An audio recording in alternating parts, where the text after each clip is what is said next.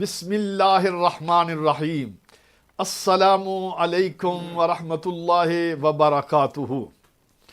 ماہ رمضان المبارک کی رحمتوں، برکتوں اور اس پربہار مہینے میں آپ سب سحر و افطار کے نور سے لطف اندوز ہو رہے ہیں۔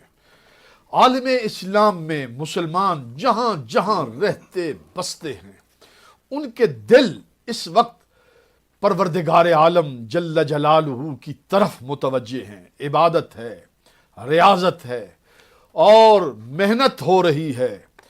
اللہ کی بارگاہ میں قیام، رکوع، سجود ادا کیے جا رہے ہیں، تلاوت قرآن ہو رہا ہے، ہر جگہ پر نور ہی نور چھایا ہوا ہے، مساجد آباد ہیں، اور بالخصوص حرمین شریفین، کیا کہنے بیت اللہ شریف کی بہاروں کے، کیا ہی کہنے مدینہ منورہ کے جلووں کے، جہاں عشاق موجود ہیں اور ہر طرف تسبیحات ہیں، تحلیلات ہیں، تکبیرات ہیں، حمد و ثنا ہے، درود و سلام ہے۔ کیا ہی رحمتوں والا، کیا ہی برکتوں والا یہ ماہ مبارکہ ہے۔